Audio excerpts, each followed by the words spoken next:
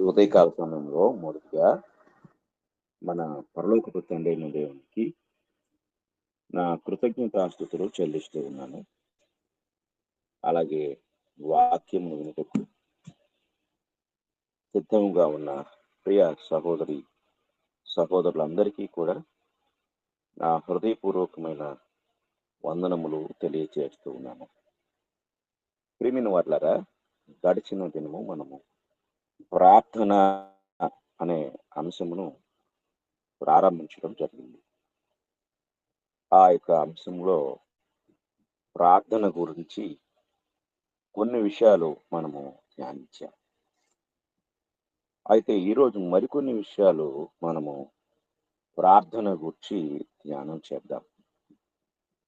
ప్రార్థన బైబిల్ గ్రంథంలో దేవునికి మానవునికి మధ్య ఒక సహవాస సంబంధాన్ని కలిగి ఉండే ఒక గొప్ప సాధనముగా దేవుడు మనకు అనుగ్రహించిన ఒక గొప్ప మీడియా లేక మాధ్యమికం ఏమిటంటే ప్రార్థన.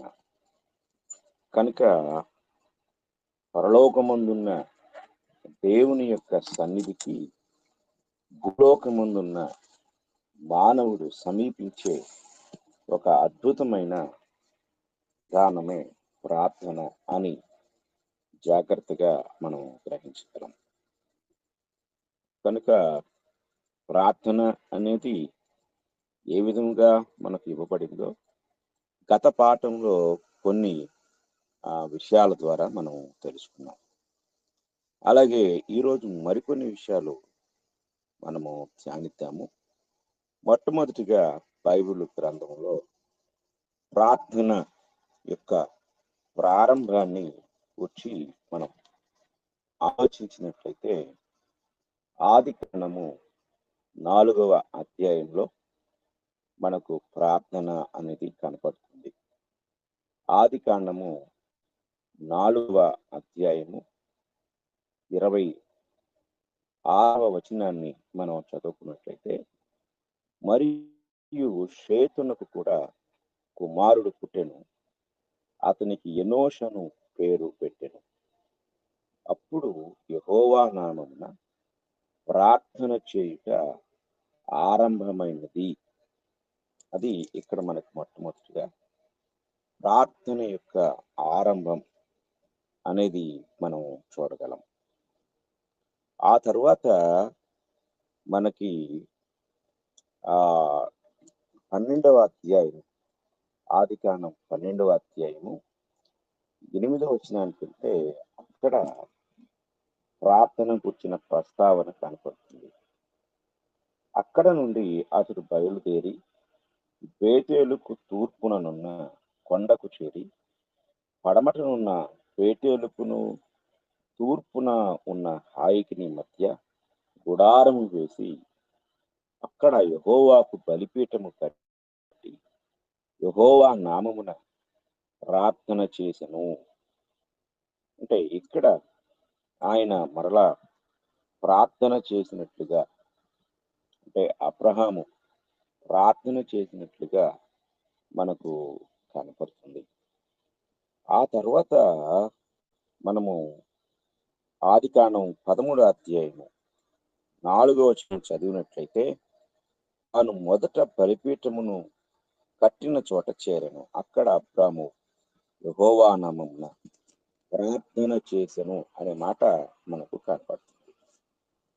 కనుక మనము ఇలాగా ఆదికాండంలో ప్రార్థనలను గురించి ఆలోచన చేసినప్పుడు ప్రార్థన యొక్క ప్రారంభము అనేది మనం చూడగలం. వారు అంటే పితరుల కాలంలో ఏ విధముగా ప్రార్థన చేశారో, ప్రార్థన యొక్క సందర్భములు, ప్రార్థన యొక్క అవసరతలు, ఇవన్నీ మనము గ్రహించగలం. కనుక మనకంటే ముందున్న పితరులు ప్రార్థించినట్లుగా మనం చూడగలం. కనుక ప్రార్థన అనేది మానవునికి దేవునికి మధ్య ఉన్న ఒక ఒక గొప్ప సంబంధముగా మనము గ్రహించగలం. కనుక ఆ సంబంధాన్ని మనం ఆలోచించినట్లయితే బైబిల్ గ్రంథంలో దేవుడు అనేక విషయాలు మనకు తెలియజేస్తూ ఉంటారు. ఆదికాండము 18వ అధ్యాయము ఒక సుదీర్ఘమైన ప్రార్థన.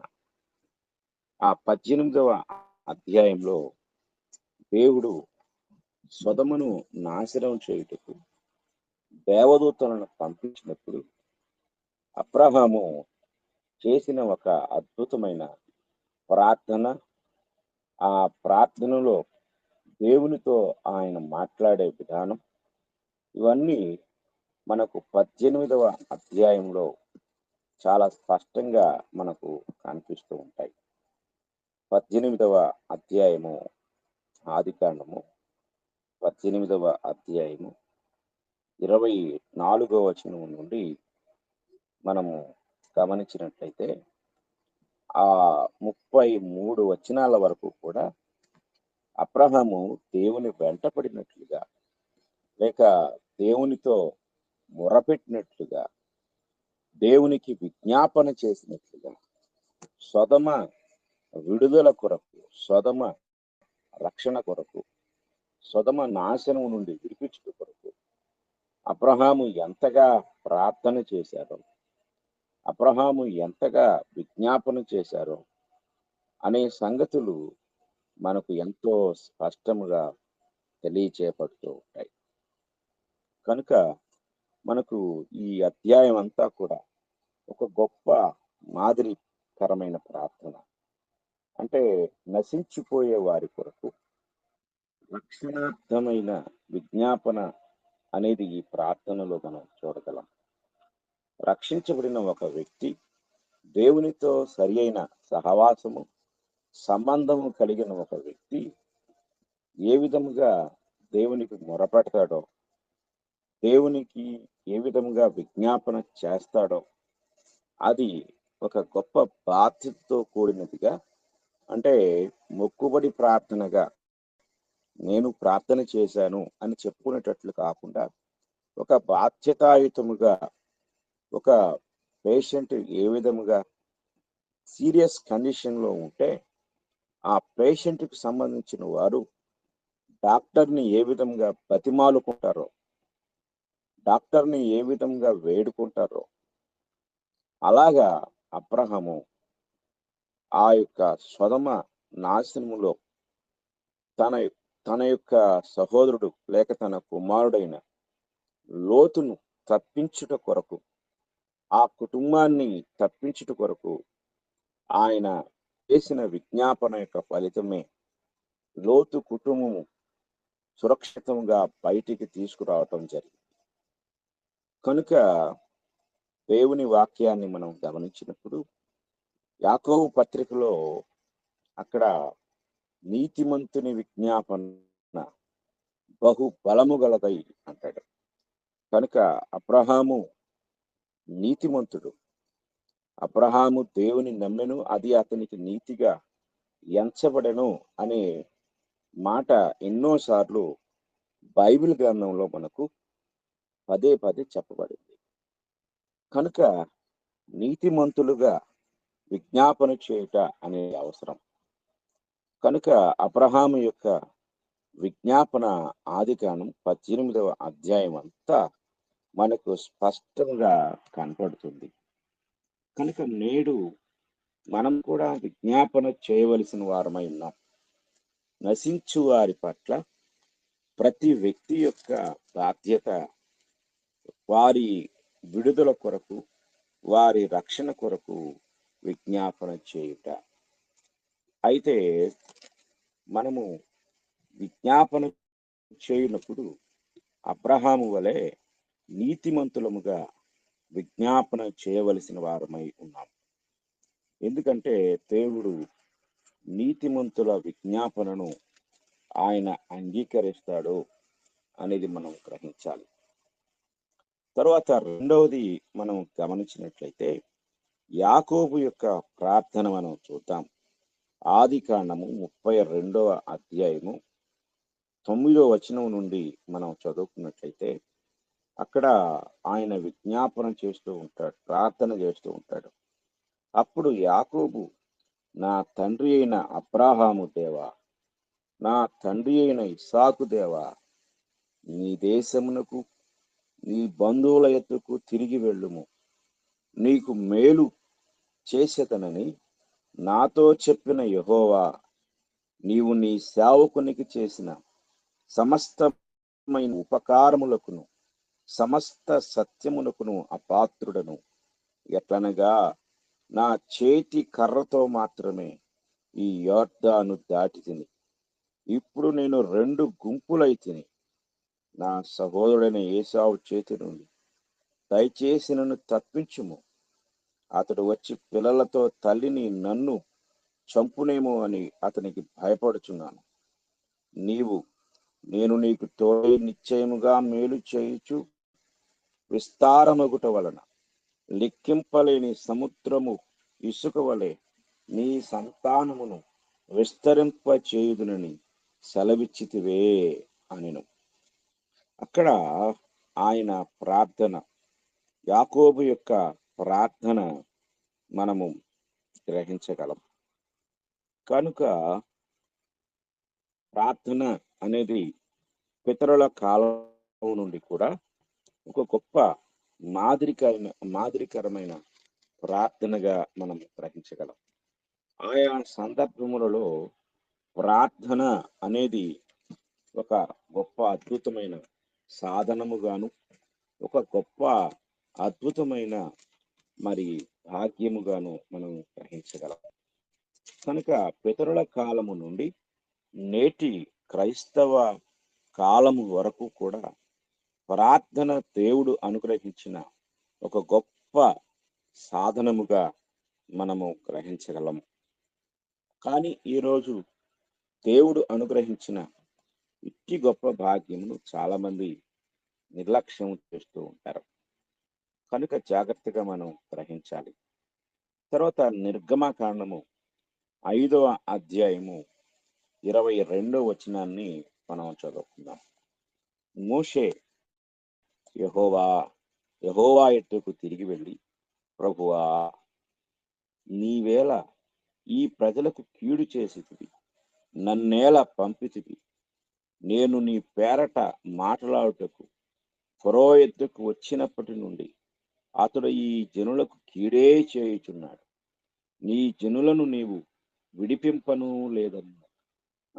అంటే ఇక్కడ మోషే ఇశ్రాయేలీయులను విడిపించుటకు ఐగుప్తునకు వెళ్ళినప్పుడు ఐగుప్తు రాజైన ఫరో వారికి ఇంకా ఎక్కువ శ్రమ కలుగు చేస్తాడు.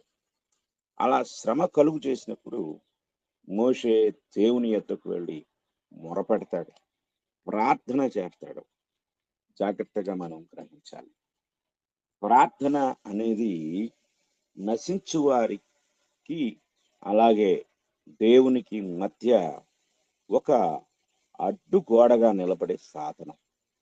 ఇది మనం గ్రహించినట్లయితే సంఖ్యాకాండము మనం ఒకసారి చదువుకుందాం. సంఖ్యాకాండంలో ఇశ్రాయేలీయులకు దేవునికి మధ్య అడ్డుగోడగా నిలబడిన మోషేను మనం చూడగలం. చూడండి, 14వ అధ్యాయం సంఖ్యాకాండం 11వ వచనాన్ని మనం చదువుకుందాం. 11వ వచనం మనం చూస్తే యెహోవా దేవుడు మాట్లాడుతున్నాడు. ఎన్నాళ్ల వరకు ఈ ప్రజలు నన్ను అలక్ష్యము చేయుదురు? ఎన్నాళ్ల వరకు నేను వారి మధ్యను చేసిన సూచక క్రియలన్నిటినీ చూచి నన్ను నమ్మక ఉందురు? నేను వారికి స్వాస్థ్యమియ్యక తెగులు చేత వారిని హతము చేసి ఈ జనము కంటే మహాబలము గల గొప్ప జనమును నీ వలన పుట్టించుదని మోషేతో చెప్పగా, మోషే యెహోవాతో ఇట్లనెను, అలాగైతే ఐగుప్తీయులు దాని గూర్చి విందురు. నీవు నీ బలము చేత ఈ జనమును ఐగుప్తీయులలో నుండి రప్పించితివి కదా. వీరు ఈ దేశ నివాసులతో ఈ సంగతి చెప్పియుందురు. యెహోవా అను నీవు ఈ ప్రజల మధ్య ఉన్నావనియు, యెహోవా అను నీవు ముఖాముఖిగా కనబడిన వాడవనియు, నీ మేఘము వారి మీద నిలుచుచున్నదనియు, నీవు పగలు మేఘ స్తంభములోను రాత్రి అగ్ని స్తంభములోను వారి ముందర నడుచుచున్నావనియు వారు వినియున్నారు కదా. కాబట్టి నీవు ఒక్క దెబ్బతో ఈ జనులను చంపిన యెడల నీ కీర్తిని గూర్చి వినిన జనములు ప్రమాణపూర్వకంగా తాను ఈ జనులకిచ్చిన దేశమందు వారిని చేర్చుటకు శక్తి లేక యెహోవా వారిని అరణ్యములో సంహరించెనని చెప్పుకొందురు. యెహోవా దీర్ఘశాంతుడును కృపాతిశయుడును దోషమును అతిక్రమమును పరిహరించువాడును, అపరాధిని నిరపరాధిగా ఎంచక 3-4 తరముల వరకు తండ్రుల దోషమును కుమారుల మీదకి తెచ్చువాడునై ఉన్నాడని నీవు చెప్పిన మాట చొప్పున నా ప్రభువు యొక్క బలము గణపరచబడును గాక. ఐగుప్తులో నుండి వచ్చినది మొదలుకొని ఇది వరకు నీవు ఈ ప్రజల దోషమును పరిహరించి ఉన్నట్లు నీ కృపాతిశయమును బట్టి ఈ ప్రజల దోషమును దయచేసి క్షమించుమని యెహోవాతో చెప్పగా. చూడండి, ఇశ్రాయేలీలను నాశనము చేయాలి, తీవ్రమైన ఉగ్రతతో కోపంతో మండిపడిన దేవుని మనస్సును మార్చివేసే ప్రార్థన మోషే చేశాడు. ఒకవేళ మోషే అలా చేయకపోతే అరణ్యంలో ఇశ్రాయేలు ప్రజలందరూ కూడా దేవుని కోపాగ్నికి గురి అయి నాశనం అయిపోయి ఉండేవారు. కానీ అక్కడ అలా జరగకుండా దేవుడు తన ఉగ్రతను తిప్పుకునేలాగా, ఆయనే మనస్సు మార్చుకునేలాగా మోషే ప్రార్థన చేసి ఇశ్రాయేలు ప్రజలను దేవుని కోపాగ్ని నుండి తప్పించినట్లుగా మనం చూడగలం. కనుక ప్రార్థన అనేది దేవుడు మనకు అనుగ్రహించిన గొప్ప సాధనం. ఈ గొప్ప సాధనాన్ని మన జీవితంలో సరిగా వినియోగించినప్పుడు మనం అనేకమైన కార్యాలను మనం చూడగలం. కనుక మనం ఆలోచన చేసినట్లయితే దేవుడు ఇశ్రాయేలుకి ఇచ్చిన ఆ వాగ్దత్త దేశంలోనికి ప్రవేశించే ముందు 40 సంవత్సరాల సుదీర్ఘమైన ప్రయాణంలో ఎన్నోసార్లు వారు దేవుని మీద తిరుగుబాటు చేశారు. ఎన్నోసార్లు వారు సణిగారు. అలాగా సణిగి కోపాన్ని పుట్టించిన ప్రతి సందర్భంలో మోషే ఇశ్రాయేలు ప్రజలకు దేవునికి మధ్య అడ్డుగా నిలిచాడు. ఆయన చేసిన ప్రార్థన ద్వారా ఇశ్రాయేలీయులను నాశనం కాకుండా కాపాడాడు. ఇది మనం చాలా జాగ్రత్తగా గ్రహించవలసిన వారమైనాం. సంఖ్యాకాండం 12వ అధ్యాయంలో మోషే మీద ఆయన అక్క, అన్న అనగా మిరియాము, అహరోనులు సణుగుతారు. సణిగిన తర్వాత దేవుడు మిరియామును శిక్షిస్తాడు. చూడండి, 12వ అధ్యాయం 9వ వచనం. యెహోవా కోపము వారి మీద రగులు కొనగా ఆయన వెళ్ళిపోయాడు. మేఘమును ఆ ప్రత్యక్షపు గుడారము మీద నుండి ఎత్తబడెను. అప్పుడు మిరియాము హిమము వంటి తెల్లని కుష్టు గలదాయెను. అహరోను మిరియాము వైపు చూచినప్పుడు ఆమె కుష్టు గలదిగా కనపడెను. అహరోను, అయ్యో నా ప్రభువా, మేము అవివేకులము, పాపులమైన మేము చేసిన ఈ పాపమును మా మీద మోపవద్దు. తన తల్లి గర్భం నుండి పుట్టినప్పటికే సగము మాంసము క్షీణించిన శిశు శవము వలె ఆమెను ఉండనీయుకుమని మోషేతో చెప్పగా, మోషే ఎలుగెత్తి, దేవా, దయచేసి ఈమెను బాగు చేయమని యెహోవాకు మొరపెట్టెను. అప్పుడు యెహోవా మోషేతో, ఆమె తండ్రి ఆమె ముఖము మీద ఉమ్మివేసిన యెడల ఆమె 7 దినములు సిగ్గుపడును కదా. ఆమె పాళెం వెలుపల 7 దినములు ప్రత్యేకముగా ఉండవలెను. తరువాత ఆమెను చేర్చుకొనవలెను. ఇక్కడ మిరియాముకు కుష్టు వ్యాధి వచ్చినప్పుడు కూడా మోషే దేవునికి ప్రార్థించినప్పుడు ఆ 7 దినముల తరువాత ఆమె స్వస్థపరచబడుతుందని దేవుడు మోషేకు వాగ్దానం చేశాడు. కనుక ఆయా సందర్భాల్లో అనేక సందర్భాలు మనం గమనించినప్పుడు ఈ సందర్భములన్నిటిలో కూడా ప్రార్థన ఒక సాధనముగాను, దేవుని కోపాన్ని తప్పించి దేవుని కృపను మానవాళికి అనుగ్రహించే సాధనముగాను ప్రార్థనను మనం చూడగలం. కనుక మోషే ఆయా సందర్భాలలో, అంటే అనేక సార్లు ఇశ్రాయేలీయులు తిరుగుబాటు చేసినప్పుడు మరి ఎన్నోసార్లు ప్రార్థించి దేవుని కృపను పొందుకున్నట్లుగా మనం ఇక్కడ చూడగలం.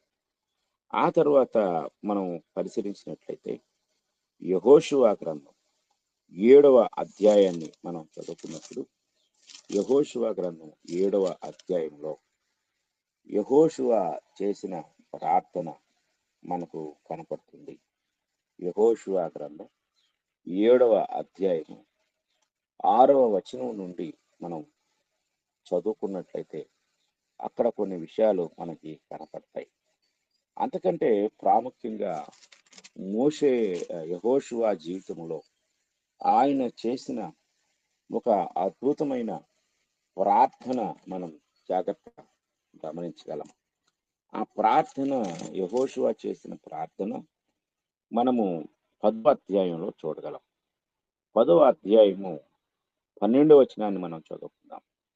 యెహోవా ఇశ్రాయేలు ఎదుట మోరీయులను అప్పగించిన దినమున ఇశ్రాయేలు వినుచుండగా యెహోషువ యెహోవాకు ప్రార్థన చేసెను. సూర్యుడా నీవు గిబియోనులో నిలువుమో, చంద్రుడా నీవు అయ్యాలోను లోయలో నిలువుమో. జనులు తమ శత్రువుల మీద పగ తీర్చుకుని వరకు సూర్యుడు నిలిచెను, చంద్రుడు ఆగెను. ఈ మాట మనం జాగ్రత్తగా పరిశీలించినట్లయితే 13వ వచనం ఇలా చెప్తుంది: సూర్యుడు ఆకాశ మధ్యమున నిలిచి ఇంచుమించు ఒక నాడెల్లా అస్తమింప త్వరపడలేదు. యెహోవా ఒక నరుని మనవి వినిన ఆ దినము వంటి దినము దానికి ముందే గాని దానికి తరువాతే గాని ఉండలేదు. నాడు యెహోవా ఇశ్రాయేళ్ల పక్షముగా యుద్ధము చేసెను. చూడండి, శత్రువులు మిగిలిపోయారు, టైం అయిపోయింది, చీకటి పడుతుంది. కాబట్టి శత్రువులను సంహరించడానికి వెలుతురు కావాలి. కనుక ఆ వెలుతురు కోసం యెహోషువ ప్రార్థన చేశాడు. ప్రకృతిని ఆపివేసిన అటువంటి ప్రార్థన మనము మరెక్కడా కూడా చూడలేము. అంటే సూర్య గమనాన్ని, చంద్ర గమనాన్ని ఆయన నిలిపివేశాడు. అంటే గ్రహాలు తమ యొక్క కక్షలలో నిలిచిపోయాయి. అంటే సూర్యుడు భూమి తన చుట్టూ తాను తిరుగుతూ సూర్యుని చుట్టూ తిరుగుతుంది అనేది సైన్స్. అలాగా ఆ సైన్స్ ని స్తంభింప చేసి సూర్యుడు అస్తమించకుండా ఒక నాడెల్లా, అంటే ఇంచుమించు 24 గంటలు కాల గమనం ఆగిపోయిన సందర్భం ఇక్కడ మనం చూడగలం. ఇది ఎలా సాధ్యమైంది అంటే ప్రార్థన వలన. కనుక ప్రార్థన ద్వారా మనం అనేక అద్భుతాలను చూడగలం, అనేక కార్యాలను చూడగలం. ప్రార్థన ద్వారా మనము దేవుని యొక్క అనేక గొప్ప కృపను మనం పొందగలం. దీనికి ఒక గొప్ప ఉదాహరణే మనం ఇంతవరకు చెప్పుకున్న అనేక విషయాలు. కనుక మనం ఆలోచించినట్లయితే ప్రార్థన దేవునికి మానవునికి మధ్య ఒక సాధనంగా అనేక సందర్భాల్లో, శ్రమలో, కష్టాల్లో, బాధలో, ఇబ్బందుల్లో, లేక ఏ సందర్భమైనా కూడా మనకు కనిపించే ఒక అద్భుతమైన సాధనం ప్రార్థన. కనుక ఆనాటి పితరులు మాత్రమే కాదు, ఈనాడు మనము కూడా ప్రార్థన చేయవచ్చు. మనము ప్రార్థించడం ద్వారా దేవుడు మన మనవి వింటాడు. మనకు ఆయన గొప్ప సమాధానం ఇస్తాడు, సహాయం అనుగ్రహిస్తాడు అనేది మనం ఇక్కడ చూడగలం. తర్వాత మనము సమూయేలు గ్రంథానికి వెళ్ళినట్లయితే, సమూయేలు గ్రంథము మొదటి గ్రంథం 7వ అధ్యాయం 5వ వచనాన్ని మనం చదువుతున్నాం. సమూయేలు మొదటి గ్రంథము 7వ అధ్యాయం 5వ వచనాన్ని మనం చదువుకున్నట్లయితే, అంతటా సమూయేలు ఇశ్రాయేలులందరినీ మిస్పాకు పిలువనంపుడి, నేను మీ పక్షమున యెహోవాను ప్రార్థన చేతునని చెప్పగా. చూడండి, ఇక్కడ ఆయన ఇశ్రాయేలులందరికి చెప్పాడు, మీ పక్షంగా నేను దేవునికి ప్రార్థన చేస్తాను, రండి అని చెప్పాడు. అప్పుడు వాళ్ళందరూ అక్కడికి వచ్చారు. 12వ వచనం, అప్పుడు సమూయేలు ఒక రాయి తీసి మిస్పాకును షేనుకును మధ్య దాన్ని నిలిపి, ఇంతవరకు యెహోవా మనకు సహాయం చేసినని చెప్పి దానికి ఎబెనెజరు అను పేరు పెట్టెను. కనుక మనము జాగ్రత్తగా పరిశీలించినట్లయితే, ఆయన ఇశ్రాయేలు కొరకు ప్రార్థించేవాడుగా ఉన్నట్లుగా మనం చూడగలం. తర్వాత 2వ సమూయేలు గ్రంథం 7వ అధ్యాయాన్ని మనం చదువుకున్నట్లయితే, 2వ సమూయేలు గ్రంథం 7వ అధ్యాయంలో మనకు ప్రార్థనను గురించి, అంటే ఆయన చేసిన ప్రార్థన అనగా దావీదు చేసిన ప్రార్థన మనం ఇక్కడ గ్రహించగలం. ఈ అధ్యాయం అంతా మనం చదువుకుంటే ఈ అధ్యాయంలో మనకు ప్రాముఖ్యంగా 18వ వచనం చూస్తే, 18వ వచనం దగ్గర నుండి దావీదు రాజు లోపల ప్రవేశించి యెహోవా సన్నిధిని కూర్చుండి ఇలాగు మనవి చేసెను. ఇక్కడ ప్రార్థన, దావీదు చేసిన ప్రార్థన మనకు 2వ సమూయేలు గ్రంథం అంతా మనకు కనపడుతుంది. కనుకంటే ఈ 7వ అధ్యాయం అంతా కూడా 29 వచనాల వరకు, 18 నుండి 29 వచనాల్లో దావీదు చేసిన అద్భుతమైన ప్రార్థన మనము చూడగలం. తరువాత మనం జాగ్రత్తగా పరిశీలించినట్లయితే, కీర్తనల గ్రంథం అంతా కూడా ప్రార్థనగా మనం అనేక అధ్యాయాలు చూడగలం. ఇలాగా మనము పరిశీలన చేసినప్పుడు ప్రార్థన అనేది పాత నిబంధన కాలం నుండి క్రొత్త నిబంధన కాలం వరకు కూడా అనేక సందర్భాలలో ప్రార్థన మనం చూడగలం. ప్రార్థన అనేది మరి కొన్నిసార్లు ప్రాణాంతకరమైన పరిస్థితుల్లో కూడా ప్రార్థించే విశ్వాసాన్ని కలిగిన విశ్వాస వీరులను బైబిల్ గ్రంథంలో మనం చూడగలం. దానియేలు గ్రంథం మనం చదువుకున్నట్లయితే, దానియేలు గ్రంథం 6వ అధ్యాయము, దానియేలు గ్రంథము 6వ అధ్యాయము 10వ వచనాన్ని మనం చదువుకున్నప్పుడు ఈ మాట కనపడుతుంది. ఇట్టి శాసనము సంతకము చేయబడినని దావీదు తెలుసుకున్నాను.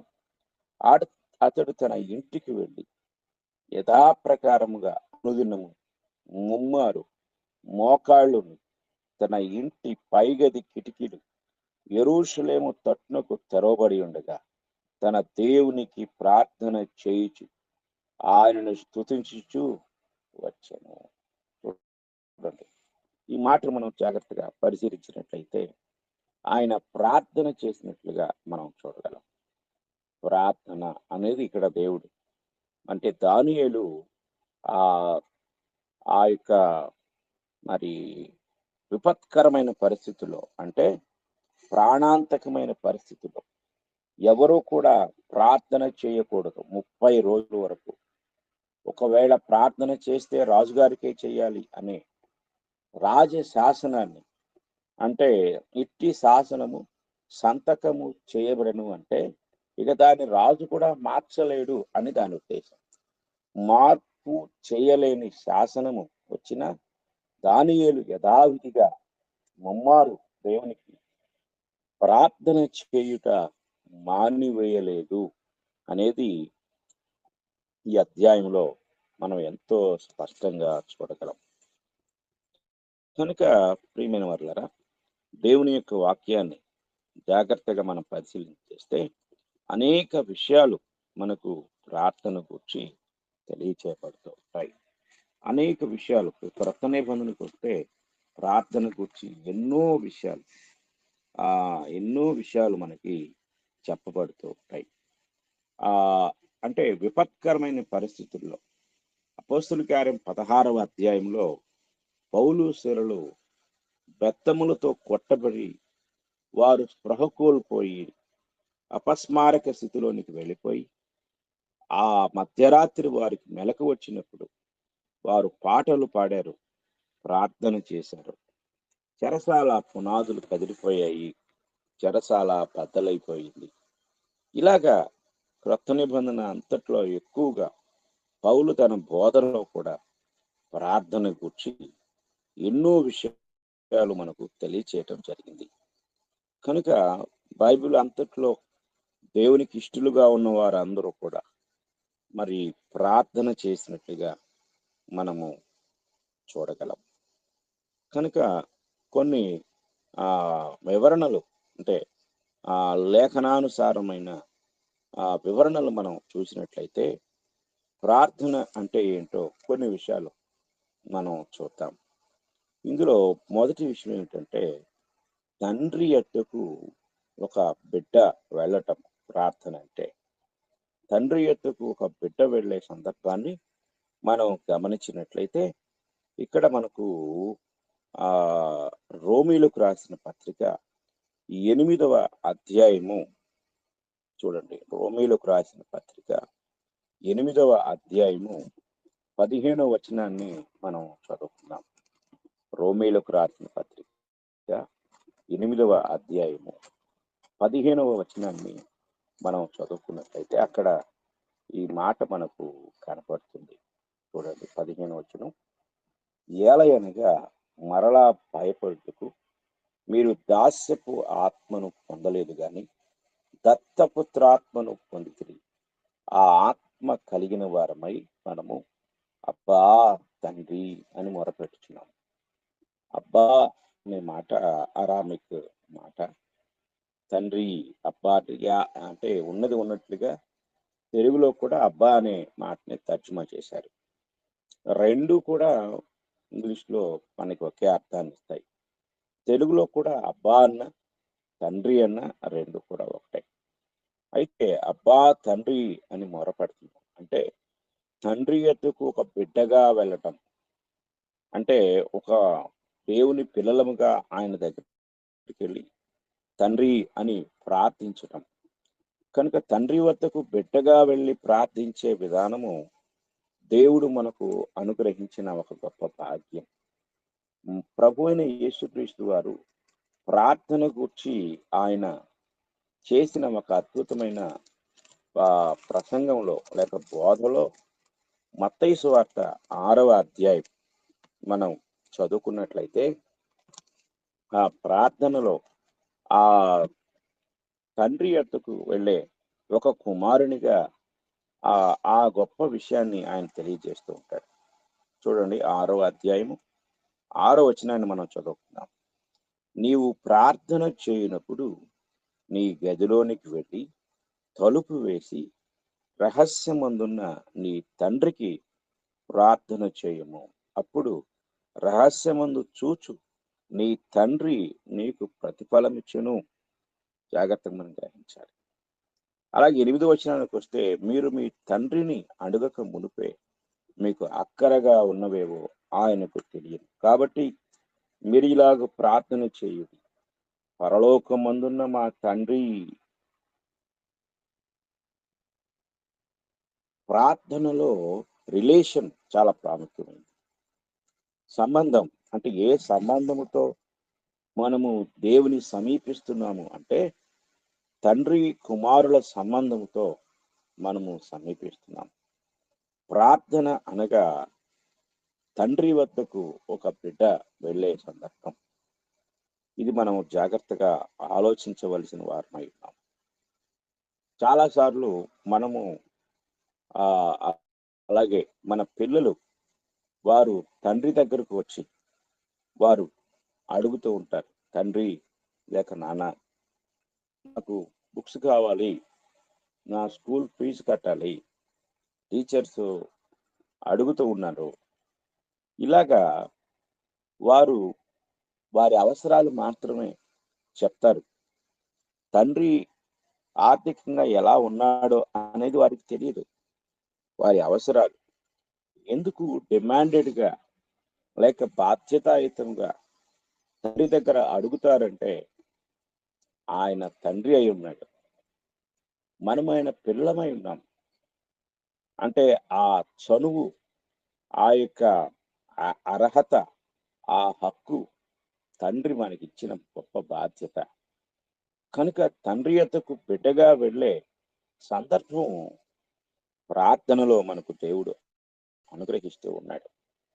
కనుక ప్రార్థన తండ్రి కుమారుల సంబంధ బాంధవ్యాన్ని, వారిద్దరి మధ్య ఉన్న బాధ్యతాయుతమైన స్థితిని తెలియజేస్తూ ఉంది. కనుక మనము బైబిల్ గ్రంథం అంతట్లో ప్రార్థన అనేది ఆ తండ్రి కుమారుల సంబంధంతో ముడిపెట్టబడి ఉంది అనే విషయాన్ని గ్రహించాలి. యోహాను సువార్త 17వ అధ్యాయం మనం చదువుకున్నట్లయితే, ఆయన చేసిన సుదీర్ఘమైన ప్రార్థన అనగా మన ప్రభువు చేసిన సుదీర్ఘమైన ప్రార్థన మనకి ఇక్కడ కనపడుతుంది. ఈ అధ్యాయం అంతా ప్రార్థనే. అందులో మొదటి వచనం మనం చదువుకుంటే, యేసు ఈ మాటలు చెప్పి ఆకాశం వైపు కనులెత్తి ఇట్లనెను, తండ్రి, నా గడియ వచ్చి ఉన్నది. చూడండి ఇక్కడ తండ్రి, ప్రార్థనలోనే ఆయన తండ్రి అంటున్నాడు. అలాగే 11వ వచనంలో మీరు చూస్తే పరిశుద్ధుడైన తండ్రి అంటాడు. ఆ తర్వాత 25వ వచనానికి వస్తే నీతి స్వరూపుడు తండ్రి అంటాడు. మధ్య మధ్యలో ఆయన తండ్రి తండ్రి అంటే ప్రార్థన తండ్రి కుమారుల సంబంధాన్ని తెలియజేస్తుంది. తండ్రి అనే సంబంధంతోనే ఒక కుమారుడు తండ్రి దగ్గరకు వెళ్తున్నాడు. దానికి సాధనం ప్రార్థన అనేది మనం జాగ్రత్తగా గ్రహించవలసిన వారమై ఉన్నాం. కనుక మనం ఆలోచించినట్లయితే ఆ ప్రార్థన అనేది క్రొత్త నిబంధనలో తండ్రి యొద్దకు వెళ్ళే ఒక గొప్ప సందర్భముగా, గొప్ప భాగ్యముగా మనము ఇక్కడ గుర్తించగలం. కనుక ప్రార్థించే మనము గ్రహించవలసిన ఒక అద్భుతమైన విషయం ఏమిటి అంటే, మనము ఆ ప్రార్థించేటప్పుడు ఆ సంబంధంతో ప్రార్థించాలి. అంటే ఆయన మన తండ్రి అయి ఉన్నాడు, ఆయన మన అవసరతలు తీర్చేవాడై ఉన్నాడు, మనము ఆయన కుమారులమై ఉన్నాము అనే ఆ ఆలోచనతో, అలాంటి గ్రహింపుతో మనము ఆ ప్రార్థనను గూర్చిన జ్ఞానాన్ని, గ్రహింపుని మనము కలిగి ఉండవలసిన వారమై ఉన్నాం. కనుక మనం ఆలోచించినట్లయితే ఈరోజు ప్రార్థనను గూర్చి మనం ధ్యానిస్తూ ఉండగా, ఏ సంబంధంతో మనము తండ్రి యొద్దకు వెళ్తున్నాము అంటే, కుమారులుగా, అంటే ఆయన మనకు తండ్రి అయి ఉన్నాడు, మనం ఆయన కుమారులమై ఉన్నాం. ఆ సంబంధముతో తండ్రి యొద్దకు మనం ప్రార్థనకు వెళ్ళాలి. ఇది గ్రహించవలసిన వారమై ఉన్నాం. హెబ్రీయులకు రాసిన పత్రిక 12వ అధ్యాయాన్ని మనం చదువుకున్నట్లయితే చూడండి, 5వ వచనం మనం చదువుకుందాం.